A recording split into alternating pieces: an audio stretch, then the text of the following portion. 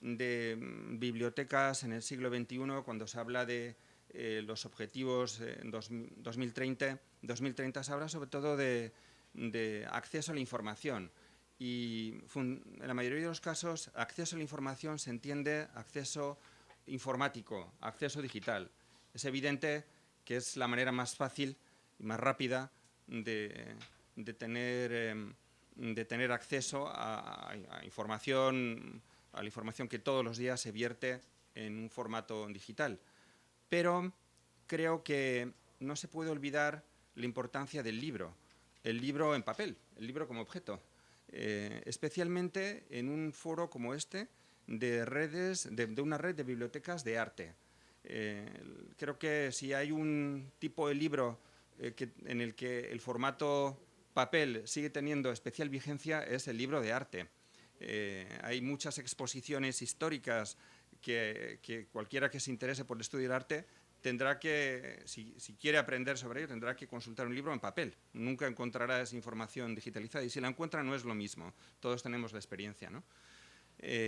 Por eso yo creo que para avanzar en este campo, quizás no, estoy seguro que ustedes ya lo están haciendo, pero los invito a que, como usuario, les invito a que continúen trabajando para fortalecer redes como esta que existe ya en el Instituto Cervantes y no lo sé, probablemente exista ya entre las bibliotecas del Estado de Río y quizás las bibliotecas del Estado de Río pueden entrar en red con las de otros estados de Brasil y con las de otros países y gracias a esta colaboración estoy seguro que muchas personas que quizás no tienen medios para comprar ese libro, quizás no tienen posibilidad de viajar para hacer una investigación en otro lugar, puedan lograr tener entre sus manos esos libros que son importantes para su formación y para sus estudios.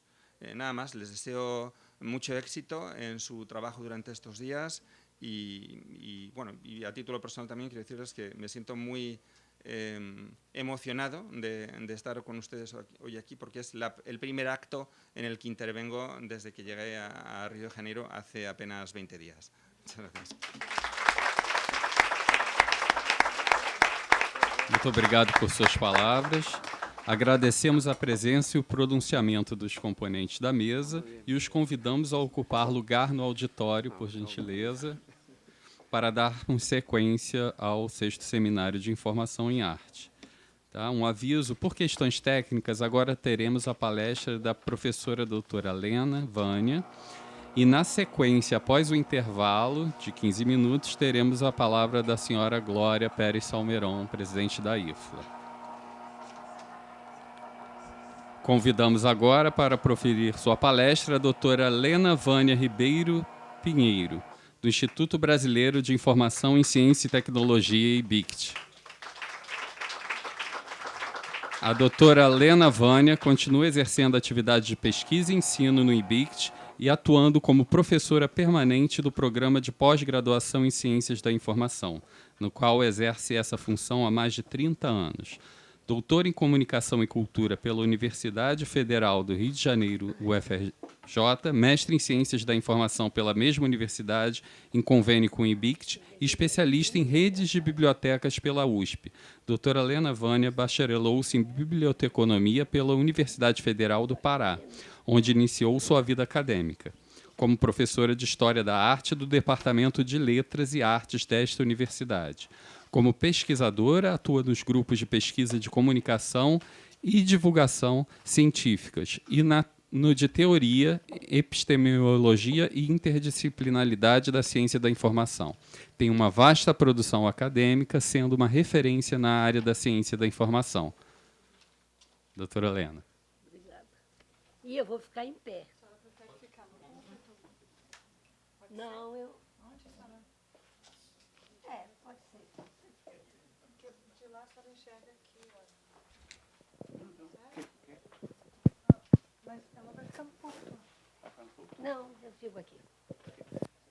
Eu prefiro me mexer um pouco. Bom dia a todos. Tá pegando. Tá falando? Tá pegando? Bom, eu agradeço o convite. Eu sempre participei da Funarte, né? Da Funarte, da Redarte, porque eu, quando comecei na Redarte, estava na Funarte, né? Mas sempre do IBICT. Então, estar aqui, eu já estaria como mediadora, e mudou apenas meu papel, né? Então, eu quero agradecer às guerreiras da Redarte, à minha frente, Denise, com um discurso oportuno e necessário e corajoso. Cumprimento todas as autoridades aqui presentes, né? Em especial, vou dizer, o dono da casa, né? Nosso anfitrião do Instituto Cervantes. E por ser Cervantes, quem é? Estamos todos bem. E Glória, onde está a Glória?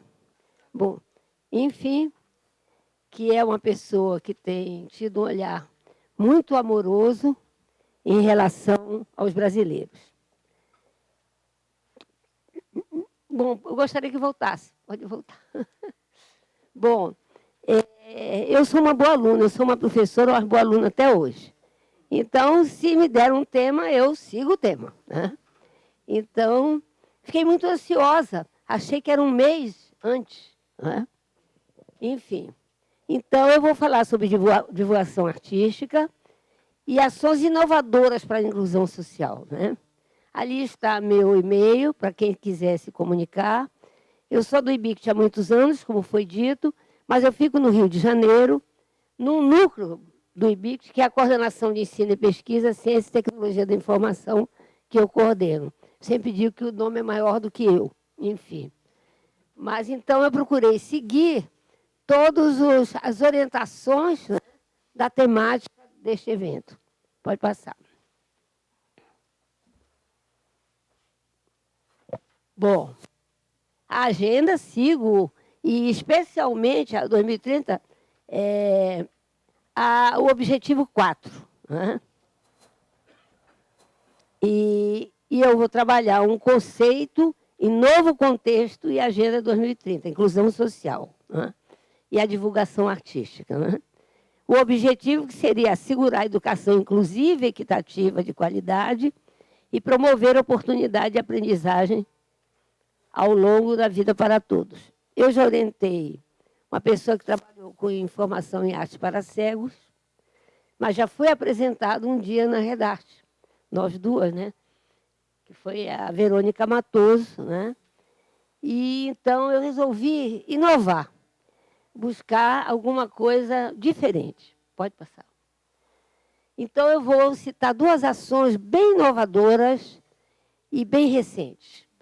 Uma, imagem de arte contando histórias, de Diana Fajala Corrêa Lima, que é professora da Unirio, e minha colega, além do mestrado e doutorado em Ciência da Informação, eu sou colaboradora do mestrado e doutorado em Museologia e Patrimônio.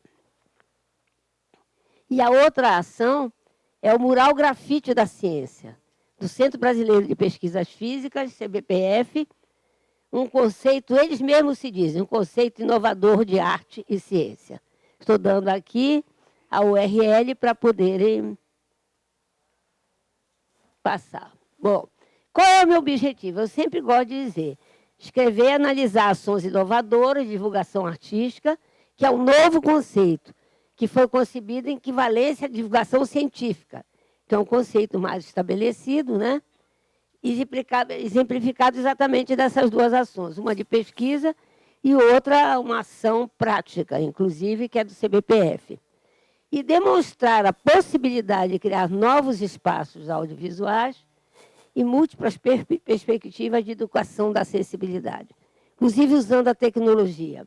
Mas eu tenho muito cuidado de não fazer uma apologia da tecnologia, e sim mostrar a tecnologia como um meio.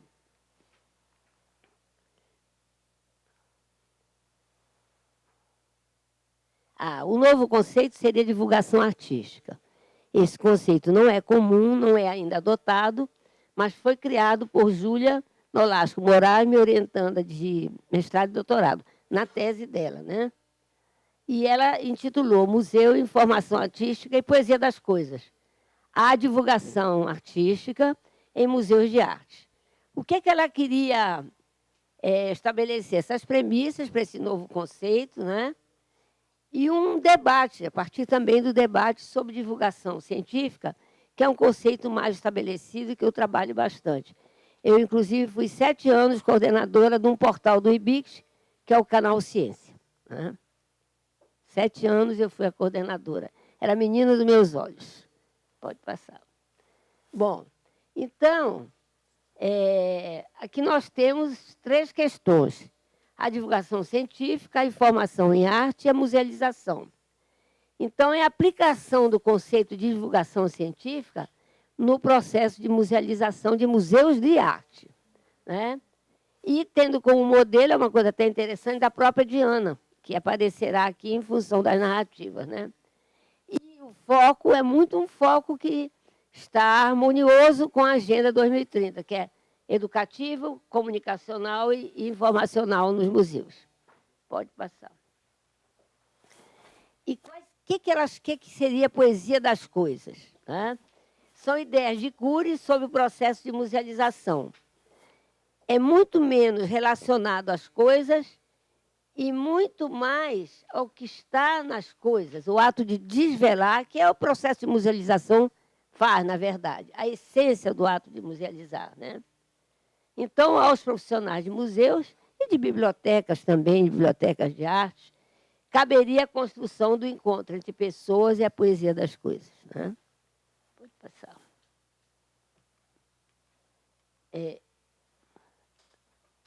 É o em seguida. Pronto. O novo conceito é um conceito possível, que até nós chamamos, né? Comunicação da informação, desde sobre arte e públicos que não estão familiarizados com esse contato com a arte, né? E isso é que e o propósito e a preocupação eram essas necessidades desse público-alvo, né? Em termos de informação. Também se pretendia a formação e o exercício da sensibilidade do público, né? Isso tem a ver com um conceito que eu falo no final, muito rapidamente, que é a educação da sensibilidade. E criar meios para que sejam frequentados museus, né? Sensibilizar esse público, né? Também transmitir esses códigos, né? E habilidades para decifrar essa informação artística, né? E, por último, multiplicar a possibilidade de leitura e apropriação da arte. Tudo isso com Moraes, que é uma jovem talentosa, brilhante, eu diria. Hoje é professora da Unirio, da Museologia, né? Bom, o resultado da tese é que ela chegou à divulgação artística com o exercício da sensibilidade na maneira de conceber as exposições, né? E o que vai reforçar o que foi dito antes, a familiarização com o universo da arte, né? E mudar esse estado que é muitas vezes de indiferença, ou mesmo de rejeição, né? Para uma atitude mais aberta, mais sensível, no olhar para a arte. Pode passar. Aqui está a capa da revista Ciência da Informação, que hoje, de certa maneira, faço um pré-lançamento. Em 2013, nós criamos, a concepção foi minha, da Bienal Nacional de Imagem de Ciência, Arte, Tecnologia, Educação e Cultura. Foi feita aqui no Rio, né? E, infelizmente, por conta das dificuldades financeiras que os órgãos públicos enfrentam hoje, não foi possível fazer outra. E isso me deixou muito triste, né? Eu digo, não, de alguma maneira vai ficar o registro dessa Bienal, né? Então, combinei com Cecília, que é a diretora do IBICT, e eu, então, imaginei um número, né? Concebi um número todo da ciência da informação, totalmente diferente, voltado para imagens, e a capa da revista é essa. Ela vai ser lançada, eu convido todos, desde já, não sei o dia, mas será em outubro, né? Ficou lindíssima, e é a fotografia de um lustre da Espanha, ora, tinha que ser da Espanha, né? Então, muito bonito, fotografia do Ricardo Crisafulli Rodrigues, que foi a pessoa, que é um fotógrafo, né? Ele tinha que ser um fotógrafo, e quando eu expus para ele, Ricardo, eu queria tanto realizar uma Bienal, mas está sendo difícil. Ele disse, conta comigo. Então, foi quem me apoiou, e na parte do planejamento, recurso, não por nós termos organizado, mas foi muito bonito. Né? Então, essa é a capa, e a ação da Jana, que eu vou falar, está neste número. Né? Pode passar. E ela fez narrativas. Ela, em nenhum momento, ela falou que ela ia trabalhar com divulgação de arte. Não. Mas a forma com que ela levou, com que ela apresentou as obras de arte, desde as das cavernas até o mundo atual, foi de como se fosse contando uma história, narrando. E foi muito bonito. Né? Então, eu escolhi esse artigo, né? Imagens artísticas, a livre percepção para expressar o pensamento, independente de uma leitura formal. Quer dizer, foi a leitura que ela fez, de estudo sobre arte. Assim, construir comentários relacionados ao que cada obra nos fez ver e sentir. Né? Uma interpretação, sua perspectiva dos processos de musealização e patrimonialização, porque ela é uma museóloga. Né? Então, ela faz um caminho, né? Falam da vida dos homens, mulheres, em múltiplas situações, em diferentes tempos e em vários lugares. Então, ela abordou, esse é o tema central, a imagem no tempo, dos desenhos pré-históricos das cavernas ao web design, do mundo digital. Então, tema 1, mitos e muitos mil anos atrás, passados, religião, rituais, sentimentos, família, medicina, trabalho, dança, luxúria e ídolos do século XX. Eu escolhi 2. Né? Assim como a escolha dela foi aleatória, a minha também vai ser. Né? Então, vai ser de dança, onde está a dança, e vai ser de tema do ídolos do século XX. Pode passar. Essa é a primeira imagem, não é? Pode passar. E a dança. Então, eu reproduzi exatamente como ela descreveu. Manifestações entre as mais diversas culturas, desde os tempos distantes. A dança tem o efeito de mobilizar homens e mulheres em grupos ou em solitária evolução, atendendo à interpretação com padrões que orientam os movimentos em formas predeterminadas, como no balé, e ela vai descrevendo. Temos assim, aí eu vou pular o que é que vai aparecer, né? Uma aula de balé na Ópera de Paris. As jovens bailarinas são as figuras base do tema que, a partir dos anos 1870, foi objeto recorrente na produção artística de Degas, né, que é o grande pintor das bailarinas e também dos cavalos. Né? Ele também gostava que os cavalos tenham uma certa elegância. Né? Um dos expoentes franceses do impressionismo. O quadro A Aula de Dança, La Classe de Danse, um óleo sobre tela, e ela diz, está no Museu d'Orsay, etc. Pode vir. E aqui tem o quadro. Né? E depois a descrição dela. Pode passar. Na imponente sala, vemos que as jovens alunas não mais exercitam as rigorosas posições que o balé exige. Então, é uma coisa muito natural, ela contando. Então, isso me pareceu, ela jamais disse que era divulgação artística, mas para mim é. Né? As imagens delicadas das bailarinas refletem pose de descanso. Percebemos uma atmosfera luminosa, mas de contrastes marcantes e figuras em diversos planos. Os tutus dão a impressão de serem diáfanos e de mesclarem leves tons de branco, azulado ou rosado. Na cena de tendência à monocromia, distribuem-se breves menções coloridas, vermelhas, e aí ela vai, da luna, traz até o final o bastão que exprime o rigor da orientação e imprime o ritmo das aulas. Intervalo ao fim da aula. Eu acho que foi uma maneira menos formal, mais pessoal, mas eu diria emocional, do que aí acho que isso ajuda a trazer o público, né, para a arte, né? Pode passar outro. Aí os ídolos do século XX. A cultura de massa do século passado, eu deixei com as palavras dela, porque são as características da narrativa. Alcançou a ampla parte do planeta, favoreceu o aparecimento de formas padronizadas de percepção junto a diversos públicos. E em quadro de convencimento amplo, pela sofisticada propaganda, o tema foi abordado de modo artístico nas artes visuais. Então, ela ressalta o Andy Warhol, que se tornou um expoente da pop art americana, né? Ele usou um olhar agudo para retratar o momento por ele vivenciado, na segunda metade do século XX, e da produção do performático artista. 2 obras ela selecionou, né?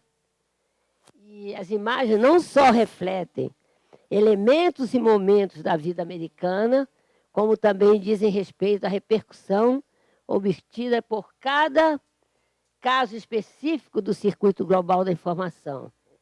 E foi isso que o Warhol retratou. Pode passar.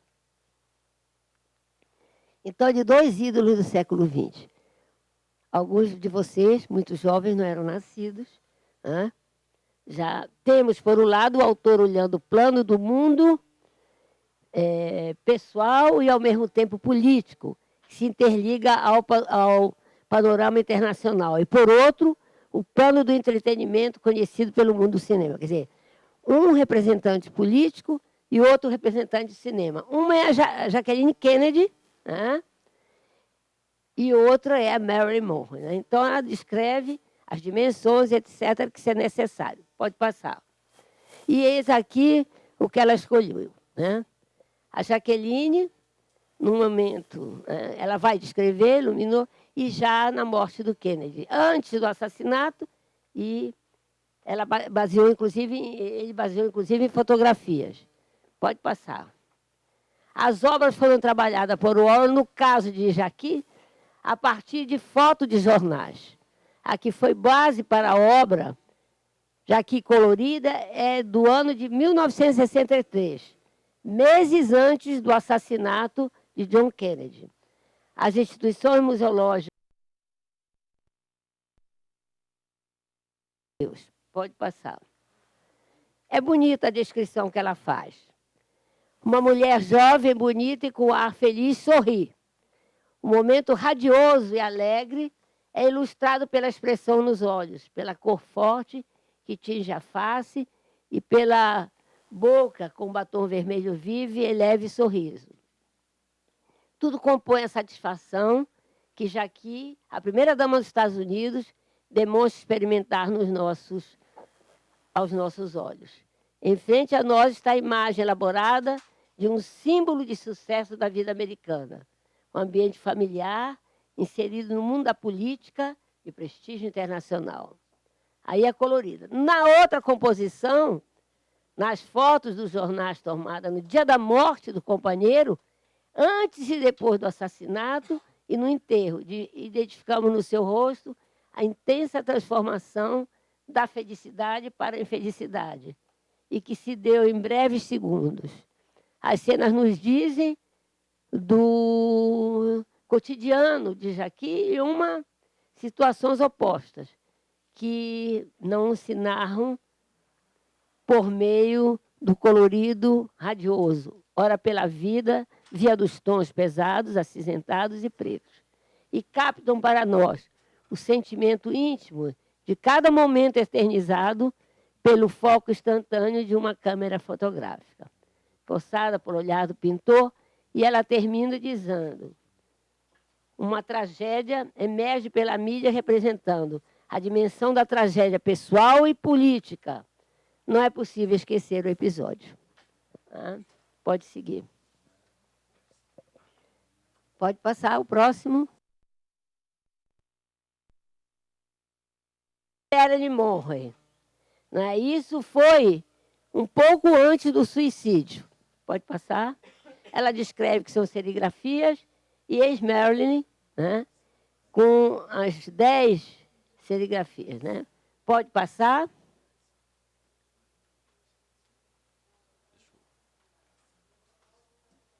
Não, pulou alguma coisa. Então, pulou, enfim. Bom, estes foram os exemplos de narrativas de obras de arte por Diana Fajara Corrêa Lima, nesse fascículo da Bienal, né? O outro exemplo, acho que muitas pessoas não podem nem conhecer, né? Ou terem passado por ele sem prestar atenção, né? É uma iniciativa do Centro Brasileiro, como eu disse no início, um conceito inovador de arte e ciência, mural grafite da ciência, né? Isso me tocou muito e eu quero explicar pela vida e vivência familiar e pessoal com as artes, né?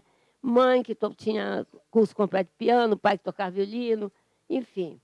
Porque eu fui professora de arte, como disseram ali naquele meu currículo pomposo, né?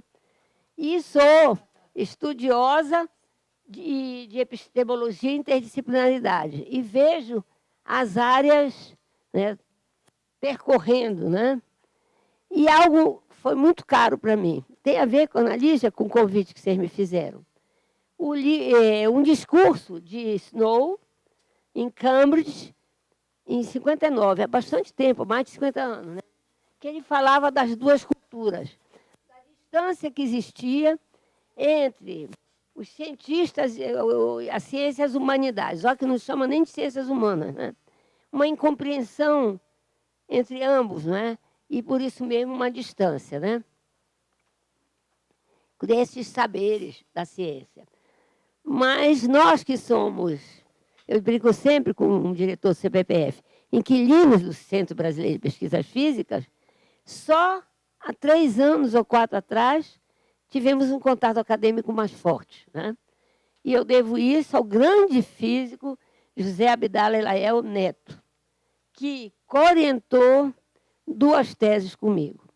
Eu, quando o convidei, não sabia da grandeza dele, né? Me deram um nome, eu vi que era amigo de uma aluna, fui, e ele aceitou. Depois eu fui ver o currículo, fiquei muito envergonhada e muito amedrontada, né? Ele estudou até com o Prêmio Nobel de Física, né? Mas deu tudo certo. E eu fico pensando se isso algum tempo atrás seria possível, né? Uma pessoa de ciência da informação tendo um co-orientador de física. Mas não é qualquer físico, é um senhor físico. Tenho a maior admiração por ele e aprendi muito. Pode passar. Essa, para mim, é uma arrojada concepção. Por outra circunstância, que era ter elegido o grafite, que é arte urbana, não é? E muitas vezes nem muito aceita, né? Então, é o maior grafite de ciência do mundo este, né? Ele tem 240 metros quadrados, acho eu. Mas isso também ocorreu por quê?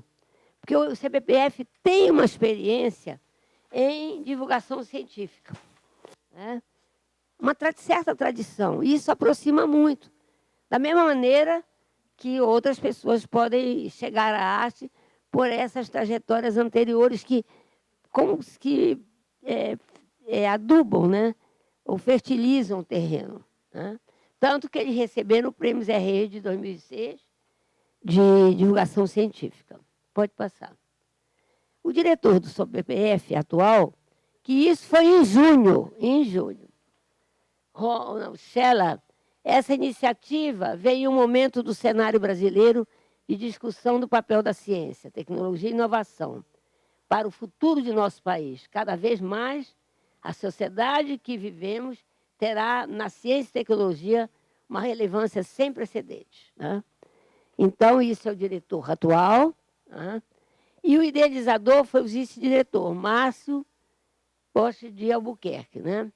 O projeto foi concebido para informar, inovar, divertir e contribuir para a revitalização do espaço público. Eu creio que as pessoas que nunca olharam para o muro, muito menos que aquele prédio era de um dos mais importantes institutos do MCTIC, né? Que agora tem um C. Pode passar. Então, eu fui espectadora da pintura do grafite durante esse tempo todo, vi a evolução, e a jovem artista, que tem 21 anos, né? E é aluna de artes visuais da UERJ. A inauguração foi no 8 de julho, e a composição do mural é abstração e mistério, curiosidade e criatividade, construindo o conhecimento, passado, presente e futuro, do nano ao macro, construtores da ciência, a partícula que mudou o Brasil e em busca de mais. Esses são os temas. Pode passar. Eis aí o mural, né? Muito lindo. Aqui estão os cientistas ali. Você tem um espaço que você pode fazer uma selfie, né? Entre os cientistas e colocar, né? É muito interessante, né? Eu digo agora, quando me deixam no IBICT, que nós somos da cobertura do CBPF. Vocês não vão esquecer, esse muro é o mais bonito do Rio de Janeiro. É o Muro de Ciência e Arte. Tragam seus filhos. Eu vejo muitas crianças pararem, porque ali tem um movimento muito grande de estudantes, né? Passagem pela UFRJ. Pode passar. Esse eu escolhi, Construtores da Ciência, retrata 100 cientistas de todas as áreas, homens e mulheres, diferentes épocas, etnias e crenças, brasileiros e estrangeiros. Olha que interessante, mas está tratando de ciência, mas inspirado nos operários da Tarsila do Amaral. Aí já começa a mescla de ciência e arte. A partícula que mudou o Brasil é sobre o César Lattes. Todos nós conhecemos Lattes, currículo Lattes, né? Um grande físico, e foi ele que detectou o meson pi. Cadê? Onde é que está? Para não dizer bobagem em física, meu Deus. É, o meson pi. Né? Nunca recebeu um Nobel, mas deveria ter sido, né? Porque é uma das mais importantes descobertas da física no século XX. Pode vir? E olha aqui os físicos todos. Tem um espaço para você colocar sua foto e colocar seu rosto e fazer uma selfie. Né? É um sucesso total. Tem uma criança ali com um gato, né? Eu sou encantada, né? No dia, é o muro todo, 240 metros. No dia da inauguração, eu fiquei muito emocionada. Muito, me tocou demais, né, a iniciativa, por todos os motivos, por muitos motivos. E eu disse para a Cecília, nossa diretora, eu vou fazer a notícia do portal do IBICT, mas não fiz. Né? Dizem que o inferno está cheio, né, de intenções, o inferno está cheio. Mas agora eu vou me redimir, que eu estou escrevendo sobre o Muro da Ciência. Né? Pode passar. Tem uma parte de interatividade, que eles têm, aí está o portal deles, né? A possibilidade de o selfie, que eu já falei, e na interatividade eles têm no Enigma umas questões, desde as mais fáceis e extremamente difíceis. E quando acerta, o CBPF dá um prêmio. Olha, o portal nessa época estava em construção. Agora ele já está pronto e eu não pude navegar muito, senão essa palestra não acabava, né? E eu concluo, então, que é uma visão transdisciplinar, né, de arte e ciência. Né? Pode passar. Diferentemente do que fazem geralmente os acadêmicos, eu vou terminar por aquilo que fundamentou a minha fala. Pode ir. A educação pela arte, que eu trabalhei muito. Né? A arte ainda é um instrumento essencial para o desenvolvimento da consciência humana. A arte não é conteúdo. Eu estou dizendo só as questões que eu tenho trabalhado durante a minha vida. É a base da educação. A arte não é um subproduto do desenvolvimento social, senão, mas um dos elementos essenciais que entram na constituição da sociedade. E tem a questão da educação da sensibilidade. Estética vem da estética do grego, e que significa, não o que é belo, como normalmente interpreta, mas aquilo que é sensível, o que nos sensibiliza. E isso que a arte faz. A imagem é fonte de todo o conhecimento. Por isso que eu trabalhei com a Bienal de Imagens. Estava muito inspirada nisso. Isso é Herbert Kiel, em 82. A outra fonte foi a necessidade de arte, que é uma visão materialista histórica do Fischer. Né? A tarefa do artista era expor ao seu público a significação profunda dos acontecimentos, fazendo compreender claramente a necessidade e as relações essenciais entre o homem e a natureza e entre o homem e a sociedade, desvendando o enigma dessas relações, unir o individual ao coletivo, o pessoal ao universal, restaurar a unidade humana perdida. A arte, ela própria, uma realidade social. Então, o caráter coletivo de arte, de expressar e de usufruir. Eu acho muito bonita aquela parte que é uma restauração da unidade humana perdida. Nós estamos num momento no Brasil de muita intolerância, de um espírito que não é daquele brasileiro cordial, né? Então, nós precisamos restaurar tudo isso. E eu lembro também do evento CNPq, um físico norte-americano que lembrava, nós somos filhos da mesma estrela. Nós somos filhos do mesmo planeta, da mesma Gaia, né? Pode passar. E isso, ainda na minha tese, está uma mão numa das cavernas pré-históricas. Eu escrevi, eu estou me autocitando. As manifestações do homem pré-histórico expressam, sobretudo, a necessidade inerente à condição humana, o gesto social, político, histórico e cultural de transmitir a outro ser humano ideias, pensamentos, sentimentos, medos e conquistas. São registros e inscrições da sua permanência e sobrevivência no tempo. Informação. Das cavernas ao dia de hoje, informações foram sendo geradas pela sociedade, representam o acervo cultural da humanidade, paideia, que é a educação em grego. Isso eu escrevi na minha tese, em 97. Uma civilização que, de maneira sistemática, recusa o valor da imaginação e destrói, está condenada a só sobrar numa barbárie cada vez mais profunda. A função da arte, se eu disse uma vez aqui, não é a de passar por portas abertas, mas é de abrir as portas fechadas. Todas de Fischer. E, por último, flores de Chagall de agradecimento. Obrigada. Para todos, para todos.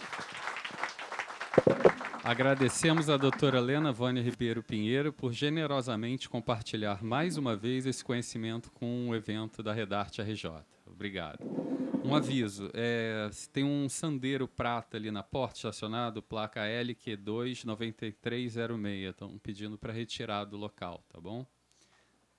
Agora teremos uma pausa para o café de 15 minutos e, na sequência, a conferência da doutora Glória Pérez Salmeron, presidente da IFLA. Obrigado, até já. 15 minutos. Lugares, por gentileza. Vamos voltar à conferência.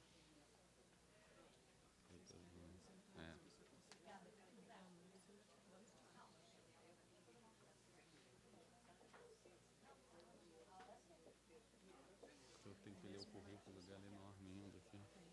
Então, não sei se já chama. Então, muita gente.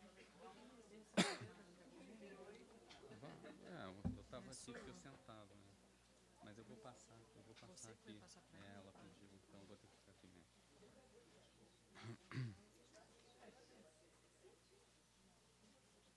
Já faz.